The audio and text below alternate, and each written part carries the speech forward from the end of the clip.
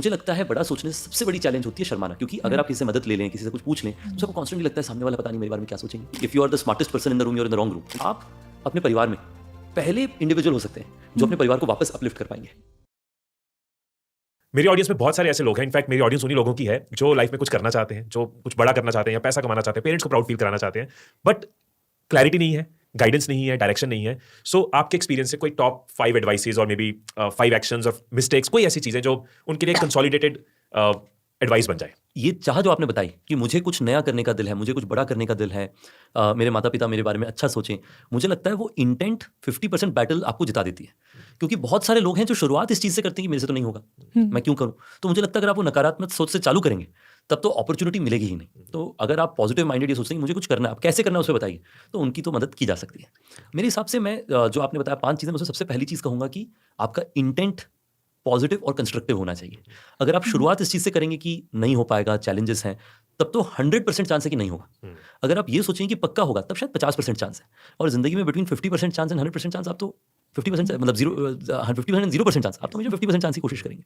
तो मुझे लगता है वो सबसे पहला है कि belief, self belief, confidence, positive intent, वो चाहिए। और ये हम लोग वीडियो में बात कर सकते हैं, आप कई कंटेंट पढ़ सकते हैं, पर ये आपको अपने आप से लाना पड़ेगा। इसके लिए कोई आपको आर्टिफिशियली मदद नहीं कर सकता है। लोग आपको एनेबल कर सकते हैं, बट फाइनली आपको खुद से डिसीजन लेना पड़ेगा। कि मेरे हिसाब से सेकंड जो चीज़ मैं कहूँगा इज़ अपने आसपास कोशिश करें कि जितने स्मार्ट इंटेलिजेंट लोग, जो लोग आपको लगता है कि आपसे बेहतर हैं, आपको ज़िंदगी में कुछ सिखा जाएंगे, उनसे सराउंड करने की कोशिश करिए। आप अपने आप को उनसे सराउंड मत करिए जो लोग आपको लगता है कि आप उनसे ब्राइट हैं। तो ये तो बड़ी पॉपुलर सेइंग है, लोग कहते भी हैं कि if you are the smartest person in the room, you are in the wrong room. तो ये बहुत ज़रूरी है कि आप अपने आसपास के 5 लोगों के एवरेज हैं। अगर आपके बाकी 5 लोग जो हैं ऐसा लगता है कि आपसे नीचे हैं, तो वो आपको भी नीचे ले जाएंगे।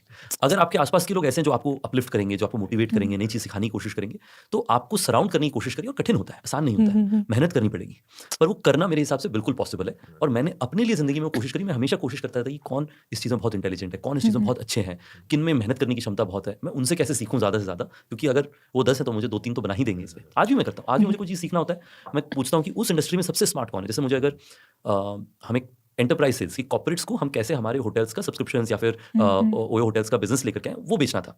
तो उससे मैंने रीच आउट किया कि इंडिया में सबसे बेस्ट एंटरप्राइज सेल्स के लीडर कौन है। मैंने कई लोगों से पूछा, जब पता चला, मैंने कहा कि मैं उनसे सीखना चाहता हूँ। तो मैंने उन्हें लिखा। ऑफ कोर्स आजकल ज़्यादा लोग रिस्पॉन्ड करते हैं, पहले कम लोग रिस्पॉन्ड करते थे, पर वो कोशिश to surround yourself with smart people वो करती रहनी चाहिए।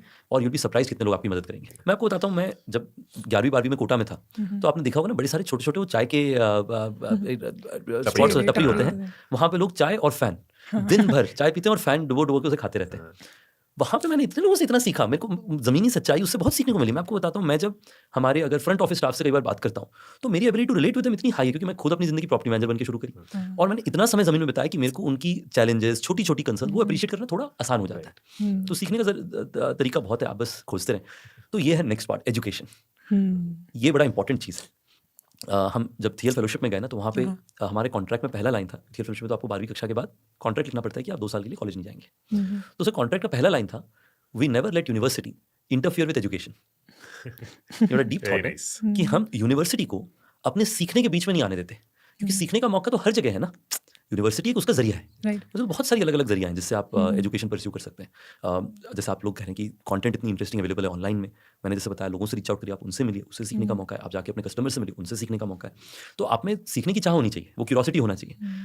मतलब ऑफ कोर्स इसमें तो बहुत पॉपुलर 3 इडियट्स का डायलॉग भी है, but I will leave it out. Excellence के पीछे भागो। 2 और चीज़ें, ये वाला आई विल बी फास्ट।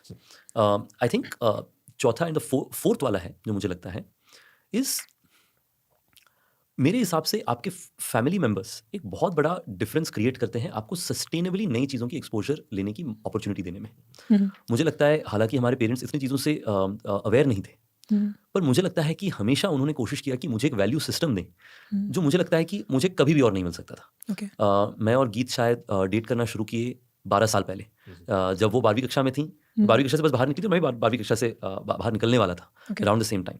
तो मुझे लगता है कि उससे एक sense of surrounding and stability रही, rather than constantly up and down in life. तो मुझे लगता है कि वैल्यू सिस्टम, स्टेबिलिटी, जो कई चीज़ें फैमिली के साथ आ सकती हैं जिसको मैं ऑब्जेक्टिवली एक्सप्लेन नहीं कर सकता, मुझे लगता है वो बहुत बेनिफिशियल होता है। क्योंकि कई बार हमारी जो जर्नीज होती है वो बहुत उतार चढ़ाव से जुड़ी हुई होती है।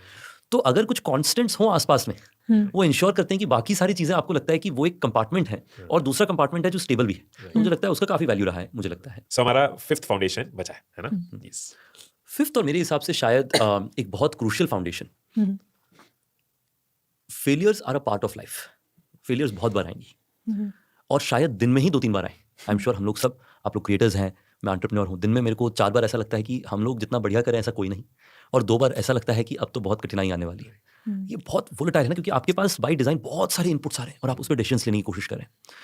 उस समय अगर आप दुखी हो जाएंगे, आप तकलीफ में आ जाएंगे, तो आपकी टीम्स, आपके कस्टमर्स, सबकी कॉन्फिडेंस कम हो जाएगी। हम्म, तो जब भी ट्रबल्स हो उसमें संयम रखना, स्टेबिलिटी रखना, और डिपेंडिंग ऑन आप मिलेनियल हैं तो ऑल इज वेल, आप जेंजी हैं तो रीस्टार्ट, आप डिसाइड करें आपको क्या कहना है, पर उनमें से कोई चीज़ कह करके एक स्टेबिलिटी रखना रादर देन अपने अंदर में वो वॉलेटिलिटी आने देना, मेरे हिसाब से वो बहुत क्रूशियल है। क्योंकि अगर आपको नई चीज़ें करनी है और आप बहुत वॉलेटाइल हो गए, तो इन सम वे वो आपको पॉजिटिव डेवलपमेंट देने की जगह हो सकता है नेगेटिव डेवलपमेंट दे जाए।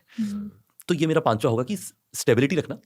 जब Failure बहुत से खुशी का मौका मिले तब भी ऐसे नहीं कि ऐसा सोचने लगे कि मतलब हम ही हम हैं। हाँ, वो आजकल मीम आता है ना, अपन ही भगवान है। हाँ भगवान है, तो एक वो है, वो नहीं बनना है। और दूसरी तरफ ये भी नहीं कि जब थोड़ी कठिनाई आ गई तब ऐसा सोचें कि जी सब कुछ ही खत्म हो गया। आप में बिलीफ रखें, और जब बहुत अच्छा हुआ तब ग्रेटिट्यूड रखें। मेरे हिसाब से इन दोनों चीज़ों का बहुत वैल्यू होता है।